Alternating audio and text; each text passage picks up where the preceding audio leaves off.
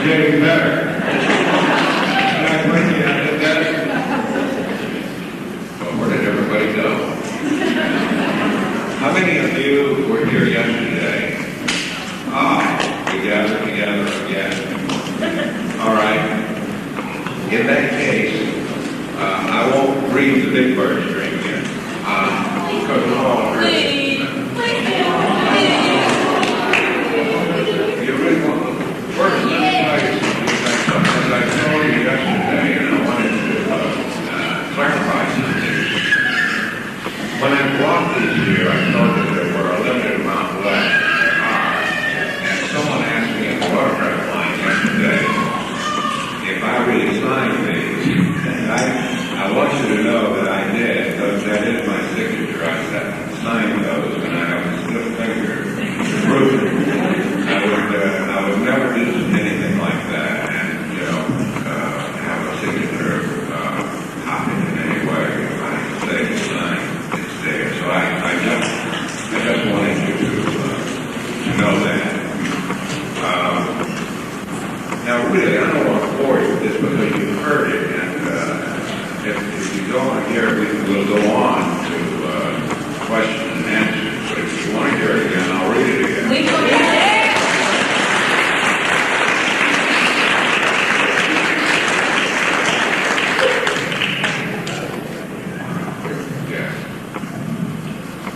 Now, can you hear all right, everybody? Yeah. Good. Did everybody stay sober last night?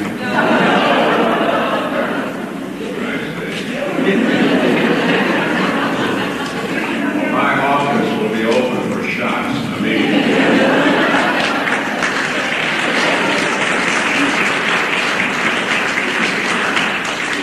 Are you having a good time?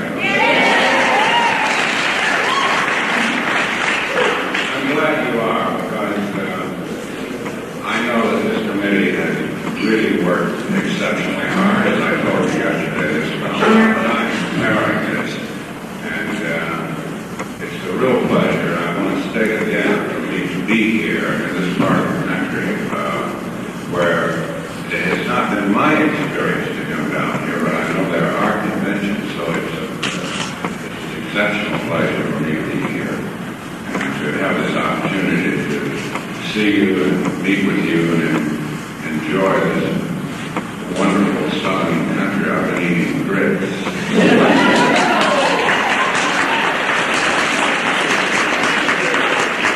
Hallelujah, man.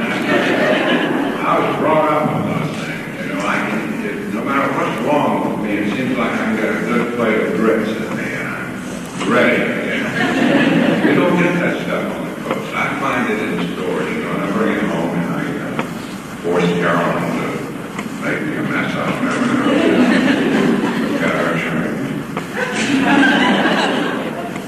Have you tried the boudin?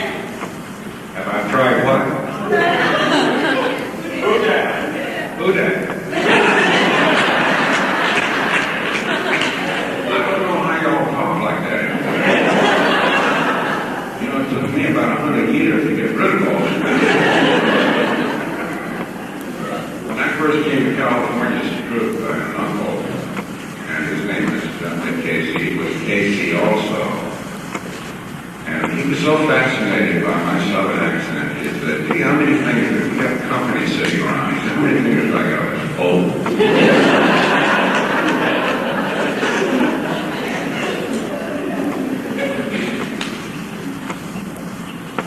Had more than about this last night.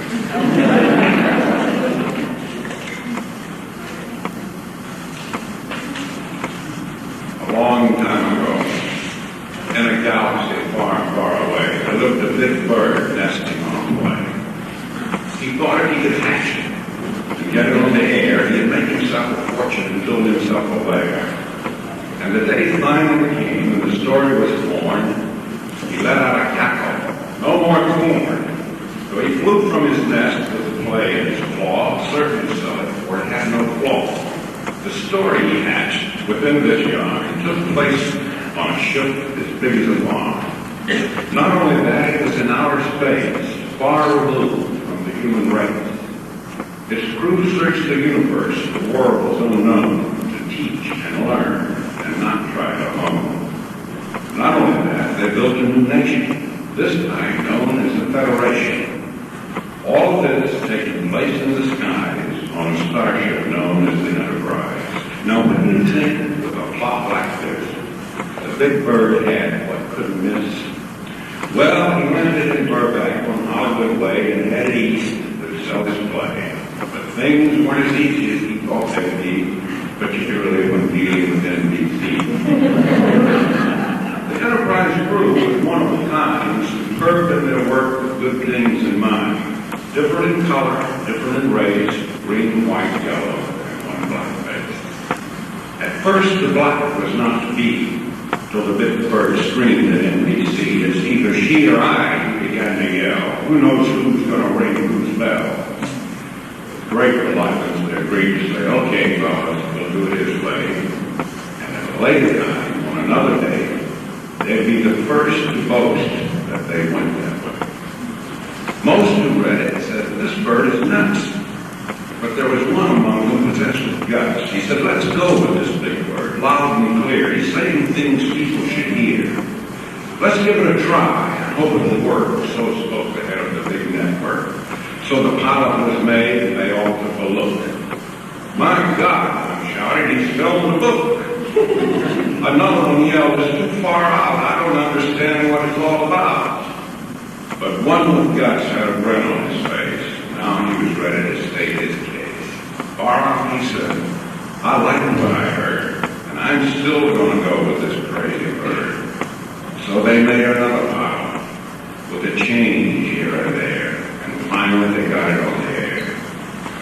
The big bird felt a sense of elation after so many days of complete frustration, and now he knew that the big job was done, and he was proud of his fine new son. But one thing left for the big bird to do, to find a name for his dream to come true.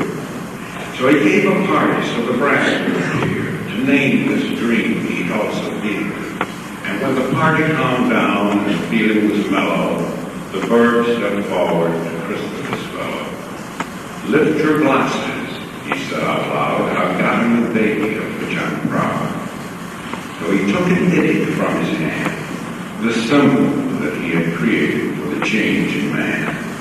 He placed it tenderly around the small neck and in a melodious voice said, "Star Trek." The brass with guts jumped up and down. "My God," he said, "what a sound. How did he think of such a name? As commercial as hell. The name of the game." Well, the public loved it, but the Nielsen was low, and they told the networks what to show. The word was out for all but hear, Star Trek dead after second year. The rest is history, as you surely know, for you fans to save the show. The minute you sent to the brass, simply knocked them on their ass.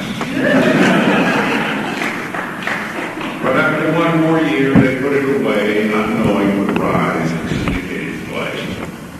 Then came toys, reruns, and ratings, and lots of noise. Finally, the studio was heard to say, "We'll remake Star Trek another way."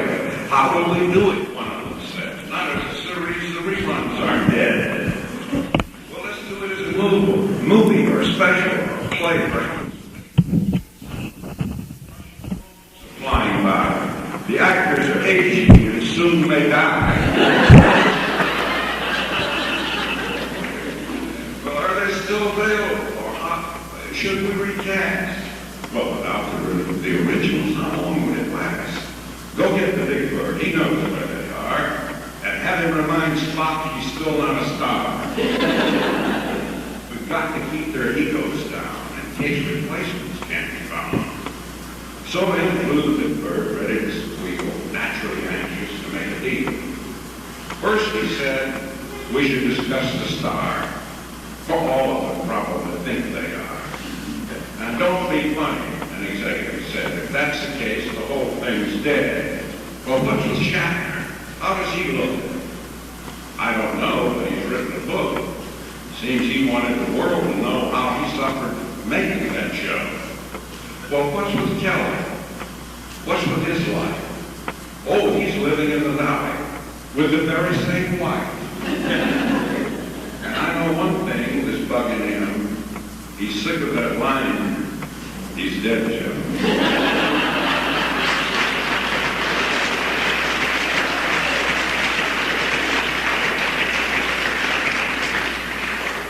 Now about doing, you know, the one with the road. Well, he bought a motor coach and he hit the road.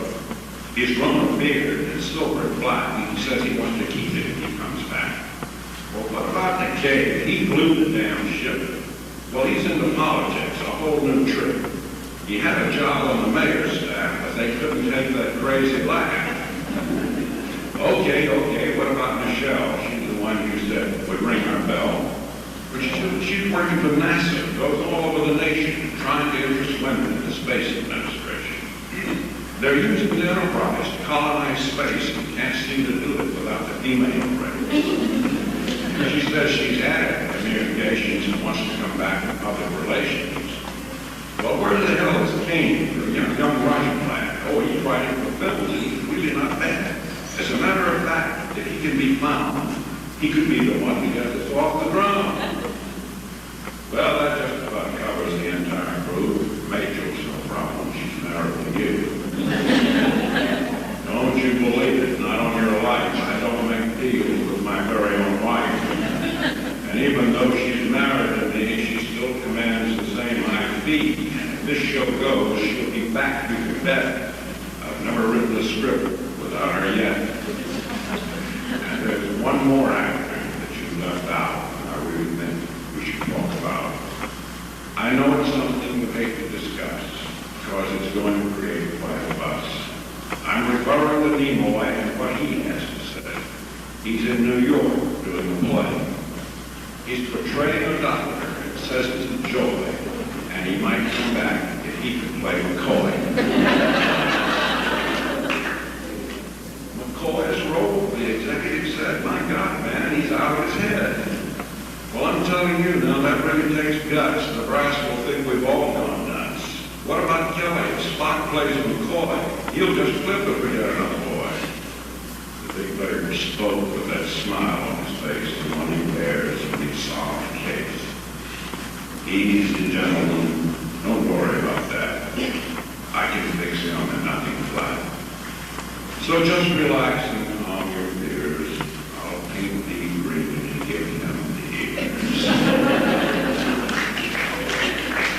So that brings us up to where we are today, with thousands of people gathered to say, Star Trek lives, it will not die.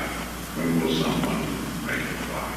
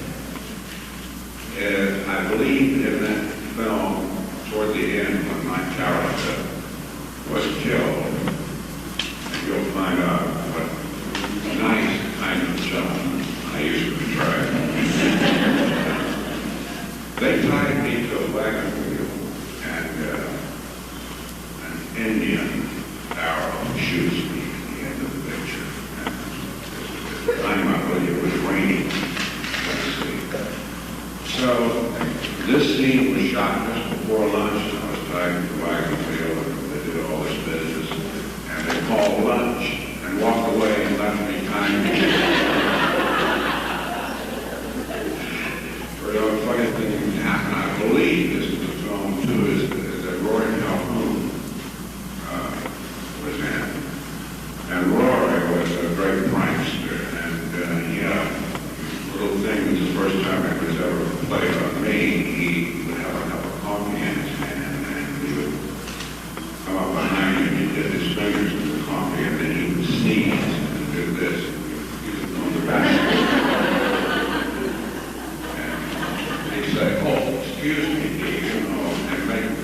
big part.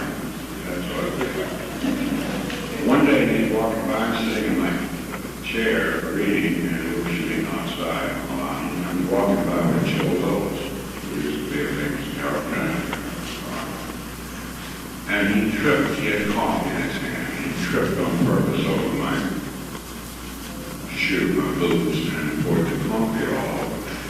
And apologized profusely again and walked on with Chill. So I noticed the maintenance man was cleaning up after the horses. Now, we had, this was in the winter, and California can get very cold in the winter, damn cold. And these were canvas dressing rooms that we had with electric heaters. So I went up and asked the maintenance man for a shovel of fresh manure. So I had him take the shovel in and I placed it in Rory's little closet, just a curtain partition off there, where his beautiful sport coat and slacks were hanging. He was going to appear on our Linkletter show after he finished work.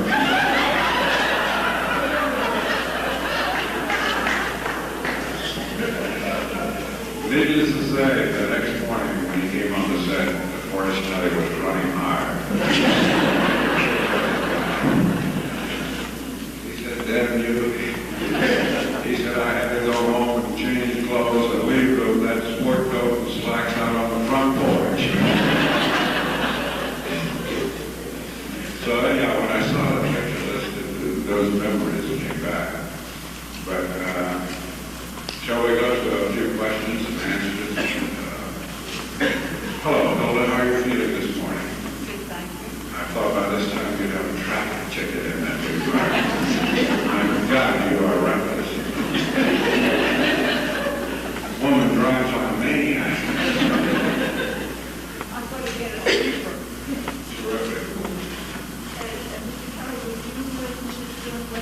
Again? Would I be interested in doing Westerns again? Yes, I believe so. It seems to be some sort